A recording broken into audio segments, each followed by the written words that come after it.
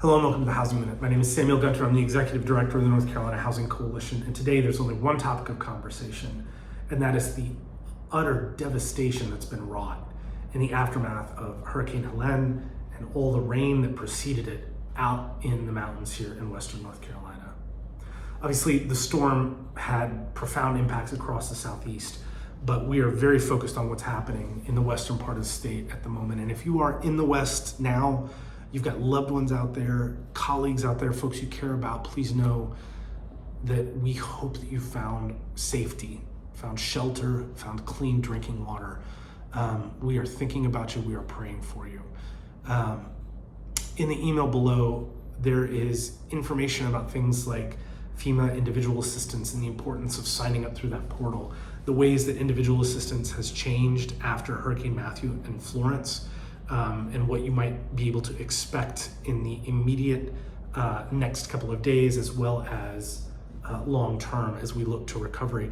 But let's be clear, we are still actively in a rescue situation because of the loss of cell phone networks, the loss of the ability to access many of the roads in western North Carolina. Communities are isolated, and we are still wrapping our minds around what the cost to individual life has been and continuing efforts to rescue lives across the western part of the state. We are not in recovery mode yet. But you will find, in addition to some of that information about FEMA Individual Assistance, you will also find a form where once you are able to get out of survival mode, for those of you who are out west, you can push information to us about what you're seeing as we try and take stock of what recovery efforts are going to need to look like. As many of you know, I chair the Housing Recovery Support Function of the State Disaster Recovery Task Force. We will be meeting later this week to be talking about what we're seeing and make sure folks are coordinated in and thinking about what that long-term recovery is going to look like. So any information that you can pass along is going to help inform that long-term recovery as you are able. Also, if you are in the West, please know that we are thinking about you, we are praying for you, and you will be receiving a call, receiving emails from us just to check up on you, to make sure that you are okay and figure out any way that we can be helpful as we move forward.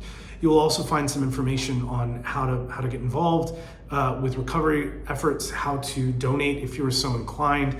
We are still wrapping our minds around, again, with the challenge of accessing the roads and cell networks. It is difficult to coordinate at the moment, but as we know more, we will pass that along to you as well. If you join us for our housing call tomorrow, we're going to go into a deeper dive on a lot of these resources, and we will continue to update that as we move out of rescue mode and into recovery mode.